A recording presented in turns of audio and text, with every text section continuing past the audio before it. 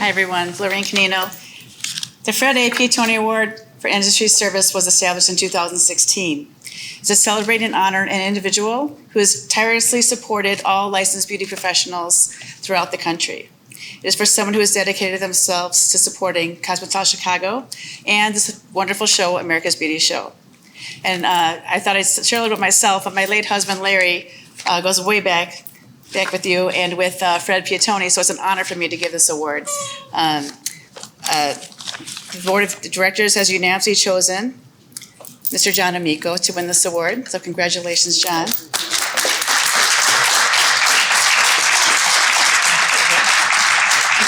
Can everyone join me in wishing John a happy 80th birthday today?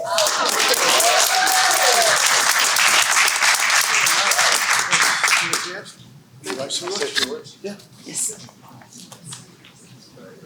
Well, I certainly appreciate it, and I have known many of you for probably 3/4 of my life. As I look out and then you say, wait a minute, I wasn't that old. Yes, you were. And this is my 56th year of showing at the show, the America's Beauty Show, Midwest Show, owned by Columbus Behan at that time. And it was at one of the local hotels. And the funny part about it is I took a booth, but I was also in competition. And the booth was satin pillowcases. And it was called Cove Care. And that little booth sold $5,000 in 1966. Little 10 by 10 booth.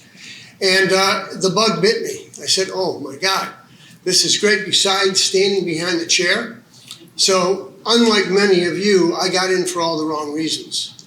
I joined the industry because there was a girl that lived across the street from me. Her name was Cindy. Her brother was named Eddie, who was a football player, who was injured, and he was going to go to cosmetology school with her.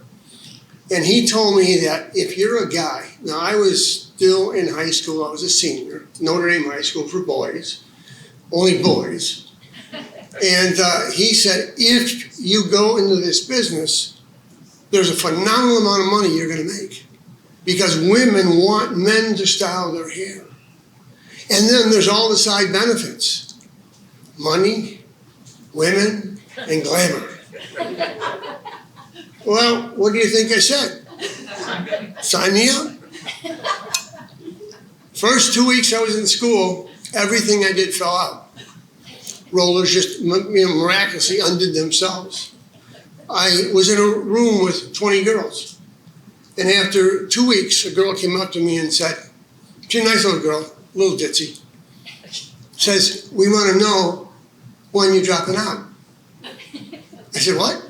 Dropping out? Drop out of school? Yeah. I said, well, why? She said, well, you're not very good. Of course I wasn't any good. I never combed anybody's hair except my own. I didn't even know when they would say, oh, that's going to be like the Elizabeth Taylor. I knew Elizabeth Taylor, but I didn't know what kind of hair she wore. And I immediately knew the difference between what a guy does and a girl does when they look at someone who is a celebrity. I mean, when the girls look at him, they say, Rihanna, oh, could I wear that? Or whoever it might be, you know. When a guy looks at him, totally different. Women look at the hair, men look at it. So when somebody said what her hair looked like, I could not ever tell you what it looked like. Well, fast forward, salon opportunities came up. The association, if it wouldn't be because of the association, I guarantee you I wouldn't be here today. The reason why I say that is because this was a nurturing place. A place where people like Margaret Vinci Held, Leo Passage, Tony Rosignolo, Ross Eppolito, all of the founding fathers of the association were there. And they were someone that you could talk to. And then the younger guys that were coming in, like me, Mario, Pete Vanitos, we were going to take on the world. We just didn't know how to start, how to start the fuse. And so those seniors gave us the direction. Now, I can tell you, Leo was about 6 or 7 years older than me, but he was like my biggest, oldest brother. because he knew everything when it came to competition. And so I could have thought he was 50 years old or 100 years old. And Mario and I and Pete, we not only wanted to compete locally, but regionally, nationally, internationally. Matter of fact, I missed an airplane with my passport on the seat and Mario's passport on the seat coming out of Holland because we were in the Festival of Paris competition. And he was so excited that he thought he won it, but we had to leave a day earlier than the announcement of the winners. So he was on a phone calling, and they were saying in some foreign language, he was trying to speak Italian because they couldn't understand English, that he didn't win. And when he didn't win, the reason that we weren't on the plane is because they had us disembark because there was a hurricane. And we couldn't take KLM at that moment. And they said, we'll call you, we'll let you know. They never called, they never let us know. We showed back up at the gate and everybody was gone, except me and Mario. And we had no passports to get out of the airport. So they made us sleep in the airport because there was only one flight a day, next flight 24 hours later.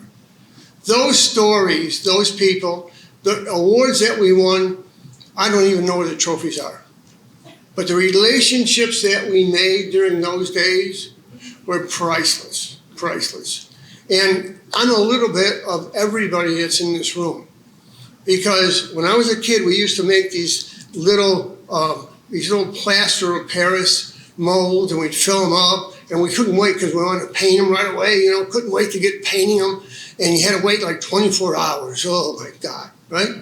But I'm a little bit of each one of you because you shared with me information, your understanding, and there's sometimes that when we're on a mission, we lose our patience.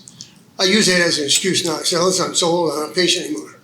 I have a sense of urgency, like I got to do it right now because who knows, right? All right, so having said all that, I want to again thank my family, my wife, my children that are here today, my daughter-in-law, my son who is a magic man. 30 years he's been with the company, and I have to ask him if I can do things. But it's good, it's good.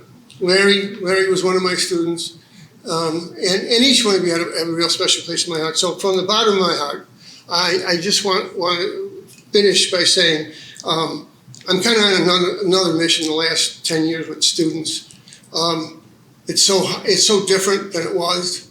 They really need a lot of understanding. They really need a lot of guidance, and they don't have a lot of people in their lives that are going to direct them.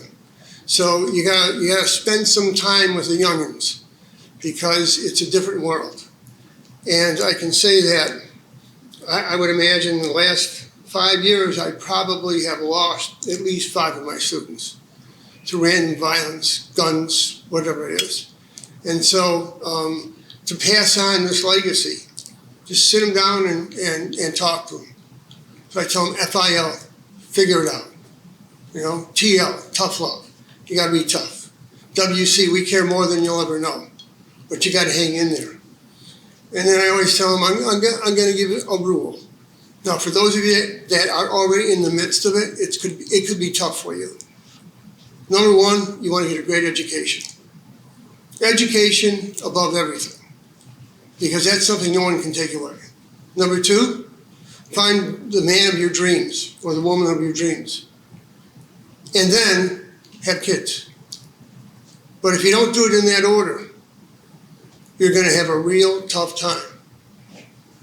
And those that are in the room, like I say in the schools, those that have already children as a single parent, I salute you because it is so tough, not only to meet schedules of the kids and try to see the different kind of programs that they're in, to hold a job, and to have financial backing so you can grow, because it's tough.